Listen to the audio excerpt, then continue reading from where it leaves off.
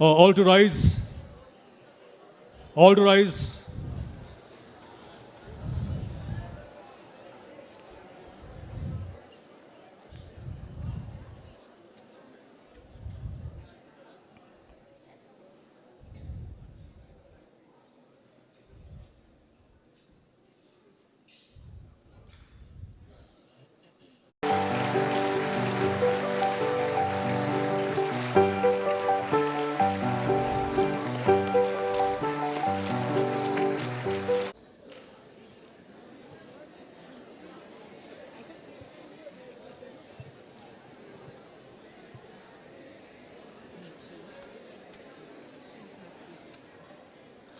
We request the audience to sit down, please. Good evening. Today we have with us the keynote speaker, Mohammed Ali Shah. He was born on the 23rd of September 1979. He did his schooling from Lawrence School, Lovedale, and graduated from Ferguson College, Pune. While in Pune, he acted in several short films with the students of the Film and Television Institute of India. He is an actor who has been highly appreciated in this recently released film, Yara. He also played the role of a soldier in the much talked about web series Avrodh as Nayak Irfan Khan, based on the Balkat of Surgical Strike's Major. He also acted in FT2 alumni Sriram Raghavan's Agent Vinod and in Vishal Bharadwaj's Heather, which won 5 national awards, apart from several other prestigious film awards. He was also acted in acclaimed filmmaker Jahanu Baru's Broken Window, produced by none other than Priyanka Chopra. He has also been the Jaipur city coordinator for the IPL matches since the last 2 seasons of IPL, including the women's IPL. This started this year. He joined the short service commissions in the army to train as a commando and was posted at the Indo-Pak border at the line of control as a young lieutenant.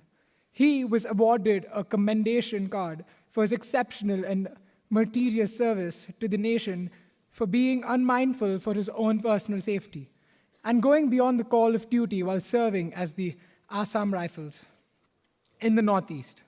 He's also an alumni of the prestigious I Am Calcutta and has done theatre with thespians such as Tom Alter and Nasaruddin Shah, who incidentally is his father's younger brother.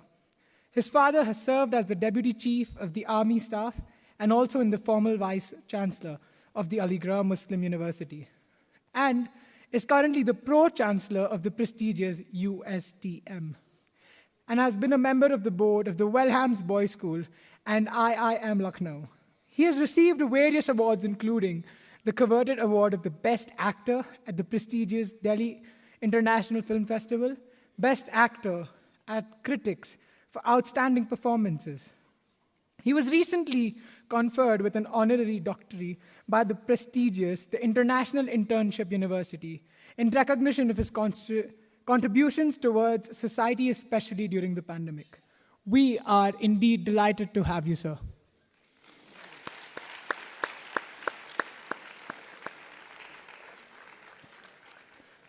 We would now request sir to kindly have a few words.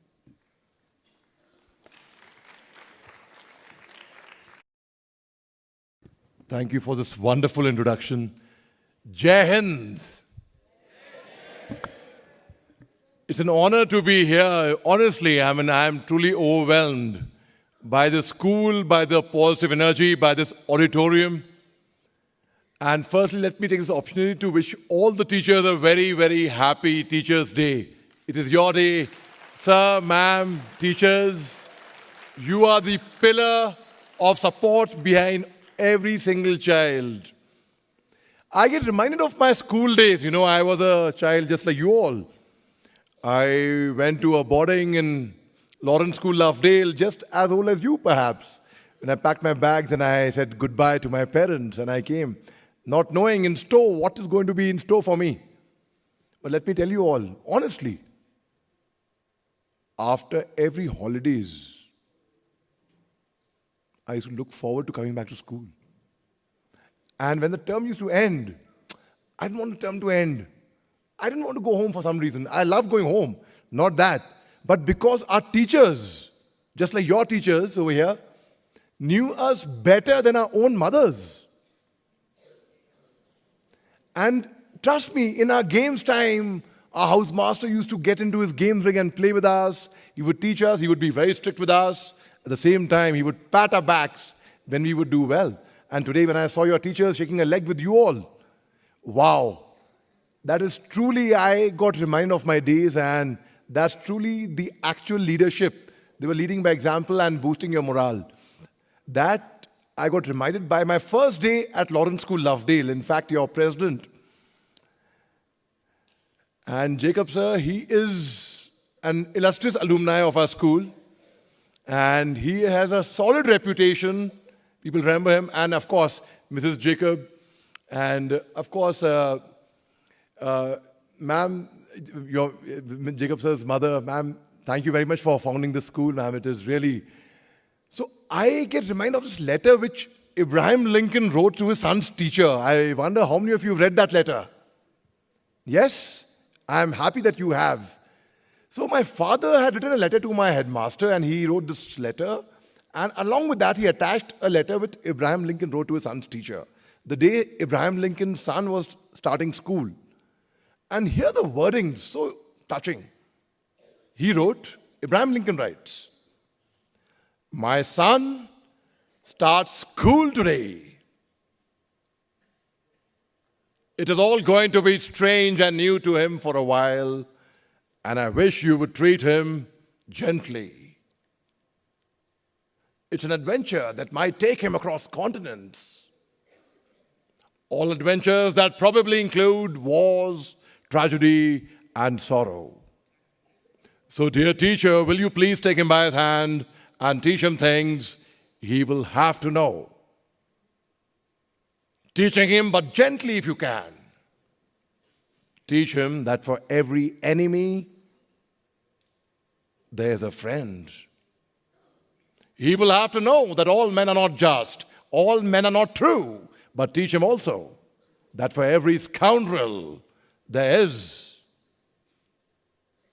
a leader. Behind every crooked politician, there is a dedicated leader.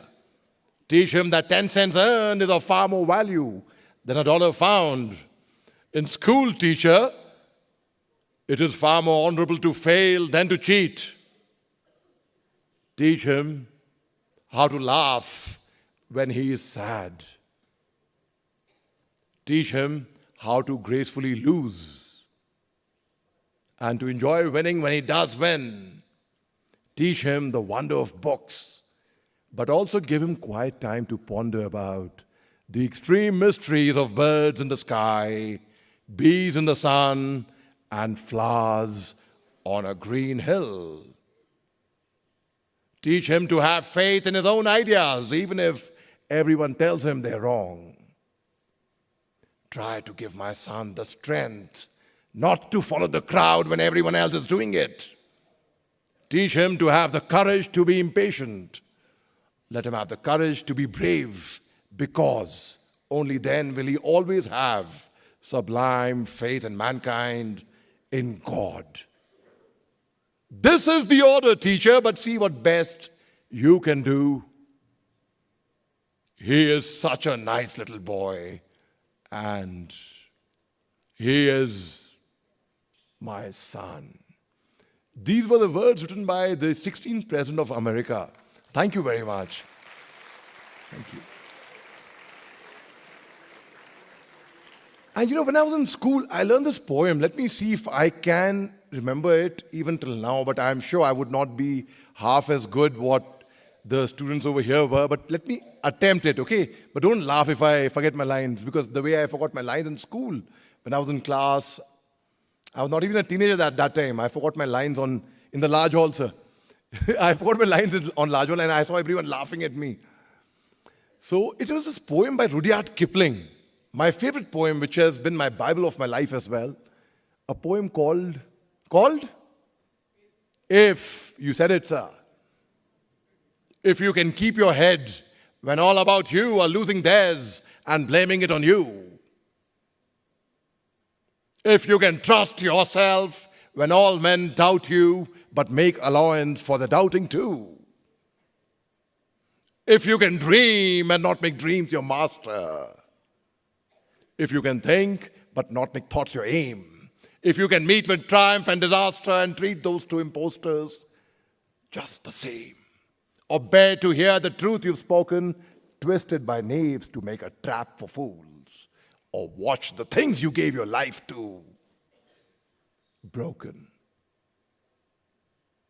And stoop and build them up with worn-out tools. If you can make one heap of all your winnings and risk it on one turn of pitch and toss and lose and start again at your beginnings and never breathe a word about your loss. If you can force your heart and nerve and snow to serve your turn long after they're gone, and so hold on when there's nothing in you except the will which says to them, hold on. If you can talk with crowds and keep your virtue, or walk with kings nor lose the common touch, if neither foes nor loving friends can hurt you, if all men count with you, but none too much, if you can fill the unforgiving minute with 60 seconds worth of distance run, yours is the earth and everything that's in it. And which is more, you'll be a man, my son. And since I've come to Ooty for a reunion, for my batch 25th reunion, thank you very much. Very sweet of you. Thank you. Since I've come for my batch reunion, I would not take much of your time because I know you all, I could hear some people coughing, and so I would like to conclude by talking about reunion, you know. The poem which just today someone forwarded on my WhatsApp group, and the poem read something like this. And I could so connect with that poem. The topper of a class is a happy homemaker. The backbencher of the lot is a very successful and a wealthy entrepreneur.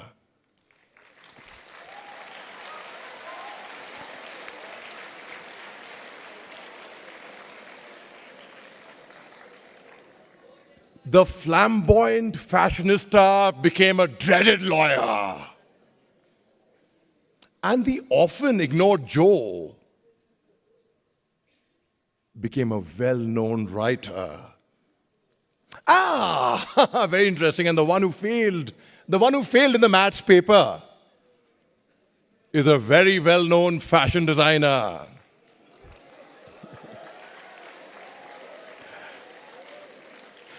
And the one who stood outside the class, remember?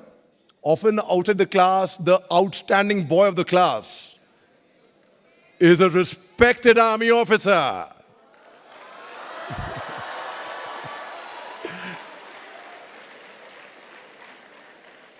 Well, I was with my batch today, you know, in school while your president was in Calcutta doing work for you all. And that time I met some of his batchmates and the batch of 82 who was celebrating their 40th, and then a batch which was celebrating their 45th as well. And what I learned in this reunion was each child out there has a different success story, right? So never judge a book by its cover. Because people come in different layers. And that's something which our teachers taught us, just like the way your teachers teach you. Trust me, I felt like I was one of you in my auditorium, watching our teachers do that. And I believe you have the similar performance in reverse, where the teachers perform for you all on Children's Day, right? Okay, that would be revenge time. And I would like to, I wouldn't want to take much of your time because I know you must be getting bored listening to me. But I would like to conclude by, yeah?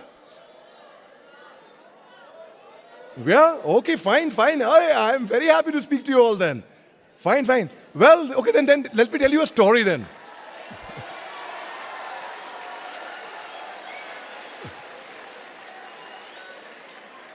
Okay, I will tell you a story, huh? A real story. It's an army story, a war story. You want to hear a war story? Okay, I will tell you. I will tell you. It's a real story, true story, huh? True story. Every word that I will tell you right now is real. It's not a story, it's a real, actual incident that took place. Okay? It's a great lesson in leadership, which you are, again, I would say, which comes from our teachers. We have to, whatever we are, is because of our teachers, right? Children? I'm glad. It was 28th June, 1999. Now, do we all know what happened in 1999? What happened in 1999? Yes, I heard it right. I heard you all very enlightened. Yes, many of you weren't born even. Yes, many of you weren't even born that time. But yes, you all know that the Kargil war was on at that time, right? So it was 20 June 1999. At the Indo-Pak border, 18,000 feet above mean sea level. Chilling cold, biting cold. उसको हिंदी में कहेंगे खून जमा देने वाली ठंड. It was that cold. And the Indian Army's post was located 18,000 feet above mean sea level, where the information that came post-midnight to a senior of mine by the name of Captain Kangruze. Now, Captain Kangruze belonged to a place called Kohima in Nagaland, in the northeast, right? Now, Kangruze is a very long name. So, affectionately and lovingly, the troops, the men, the Jawans called him Nimbo Sahab, right? So now what happened? Captain Kangruze got information that a platoon of the enemy soldiers have occupied a post and they are overlooking the national highway. As a result, they would cut off our supplies. So Captain Kangruze was assigned the task to climb up, attack on that post, and neutralize that post. So now, it was post-midnight, our men had not eaten properly. They had patrolled the borders. They didn't have full clothing to wear also. In that difficult terrain, Captain Kangruze started climbing up with his platoon of 10 brave men. Now what happened at night? Sound travels faster, right? So when our brave platoon was climbing up, the enemy got wind of the fact that the Indian Army soldiers were climbing up from this particular direction. So they got alert. And they saw from the night vision binoculars and they could see our brave men climbing. Now in the army, there's something known as an effective range and something known as a killing range. Now let me explain to you what an effective range is. Effective range is if in case my weapon can fire, say, about 750 meters, that doesn't mean I'll open fire the moment I see the enemy at 750 meters. I'll open fire at 200 meters or 150 meters. That's the killing range. So the enemy, they waited for our brave soldiers to close in, and when they were just about 150, 200 meters away,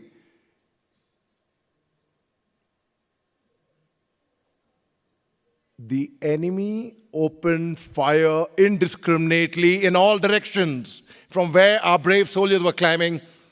In that direction, there were bullets flying all over. Yes, it actually happened. There were bullets flying all over and there was no shelter, no cover.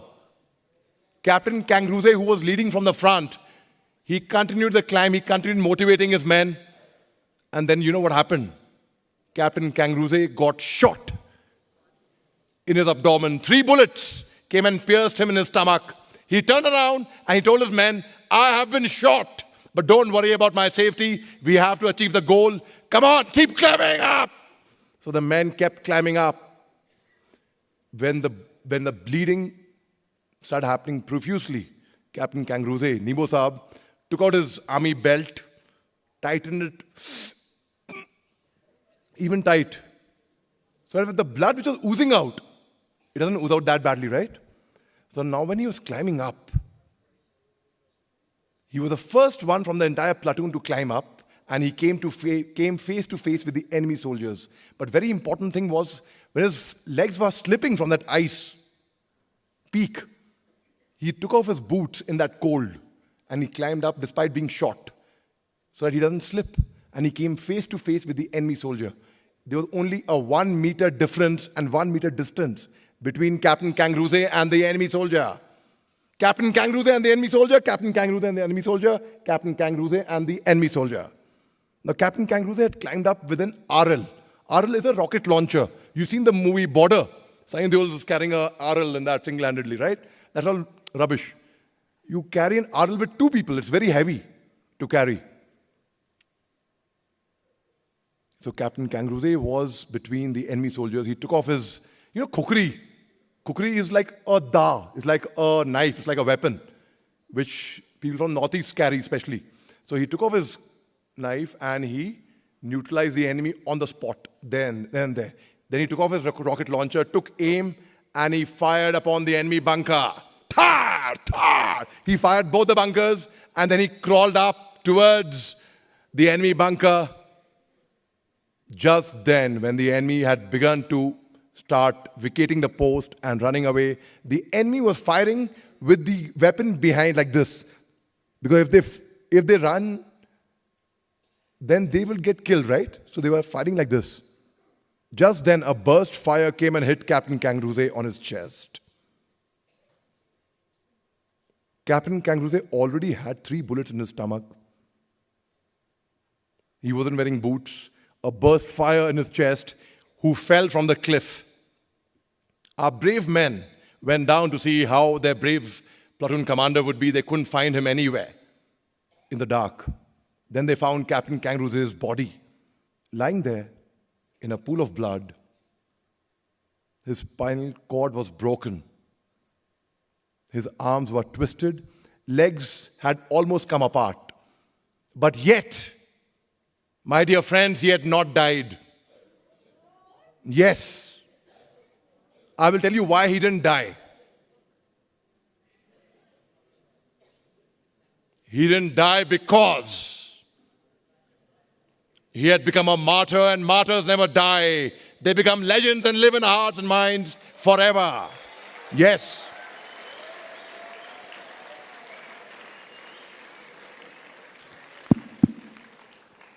The men were carrying the national flag, like the way we had Har Ghar Tiranga. The men were carrying the national flags in their rucksack. That's the Pittu Jhola, we call it.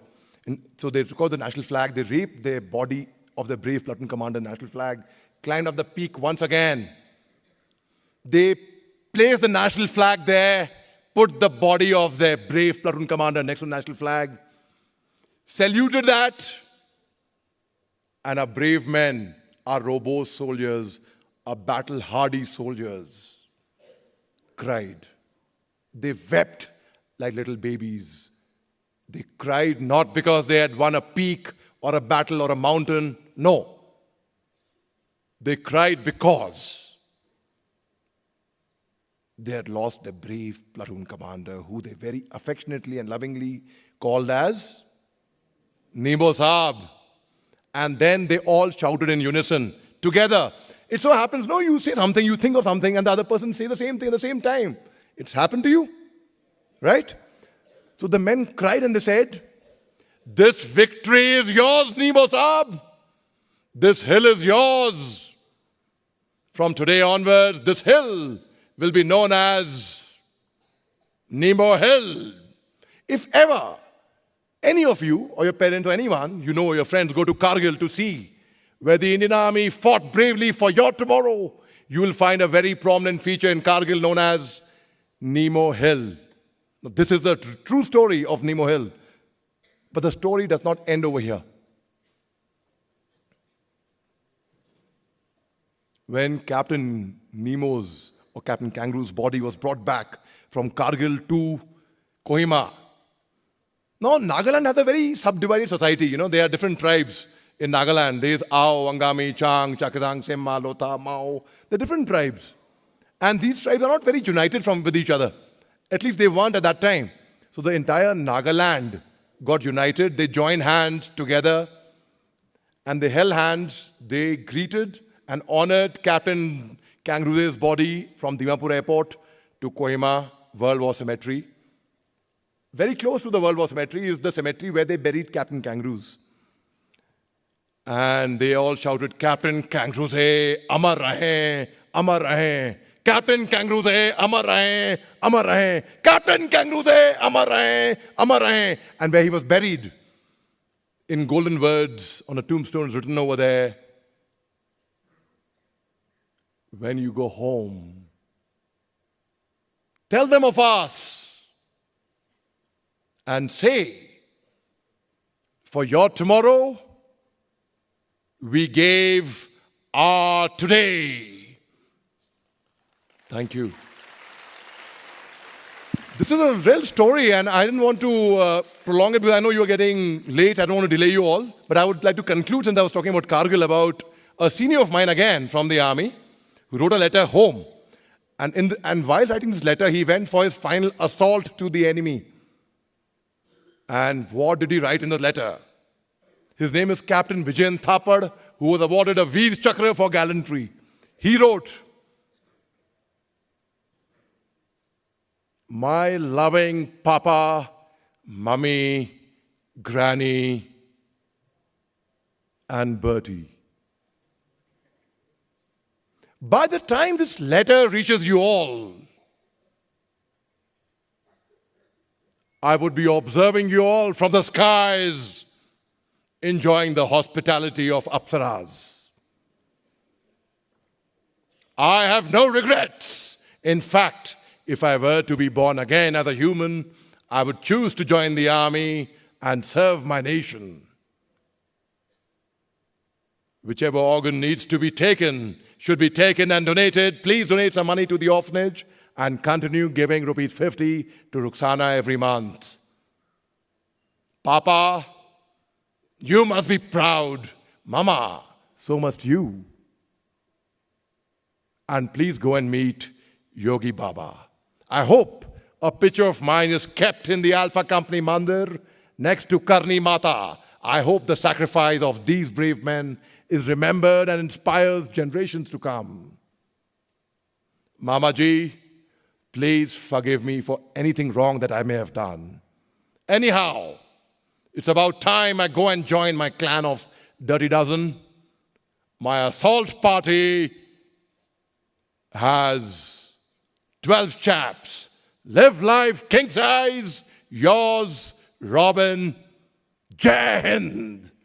These were the words of Captain Vijayan Thapad, who was martyred, who was killed in action, and for days they could not recover his body because the snow was so much. Then they recovered his body. He was sent back. Anyhow, my dear children, I would like to conclude by asking you all one simple question. Do you all have any idea how much your parents or your teachers love you all, and what kind of sacrifices they have made to get you all the best education, not just in the country, but in the world? You have the privilege of studying in the best school in the world. Yes, I'm saying so. And I have one more thing I would like to say, one very important thing. This is for you, sir. Sir, I have performed and I have given talks all over the world, in different countries, different auditoriums, different schools, different colleges, different universities, including the Cambridge University. But sir, I have never seen an auditorium of this sort. And what is even more important, I have never seen an audience better than this, sir. And I truly mean it. Thank you very much. God bless you all. Jai Hind. Any questions you want to ask? Major, you can please put your hands up. Come in front. Just 5 minutes we have. We will not miss this chance and opportunity. यह एक कविता सुनिए हिंदी में सुनिए कविता हिंदी में Yeah. Sure. Okay. दरअसल सोहनलाल द्विवेदी की कविता है. किसकी?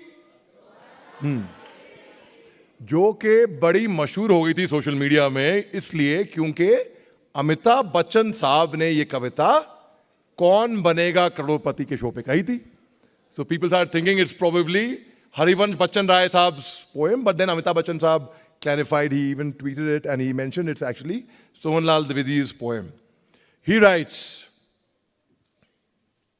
लहरों से डरकर नौका पार नहीं होती, कोशिश करने वालों की वेरी गुड हार नहीं होती. एक नन्ही चींटी जब दाना लेकर चलती है, चढ़ती दीवारों से 100 बार फिसलती है. मन का विश्वास रगों में सांस भरता है, चढ़कर गिरना, गिरकर चढ़ना ना अखरता है. मेहनत उसकी आखिर बेकार नहीं होती, कोशिश करने वालों की हार नहीं होती. डुबकियां सिंधु में गोताखोर लगाता है, जाकर खाली हाथ लौट आता है. मिलते नहीं सहजे मोती गहरे पानी में, बढ़ता दुगना उत्साह इसी हैरानी में. मुट्ठी उसकी खाली हर बार नहीं होती, कोशिश करने वालों की हार नहीं होती. असफलता एक चुनौती है, उसे स्वीकार करो. क्या कमी रह गई देखो और सुधार करो. जब तक ना हो सफल नींद चैन को त्यागो तुम, संघर्ष का मैदान छोड़ मत भागो तुम. कुछ करे बिना ही जय जयकार नहीं होती, कोशिश करने वालों की हार नहीं होती. You know, when I was in school, I was a very good student in school actually. I was an exceptional student, in academics especially. And one day I was called by my teacher, and my teacher read out my report card. I was standing there and smiling. And they said, son, I have your report card. You are doing exceptionally badly in studies. What is the problem?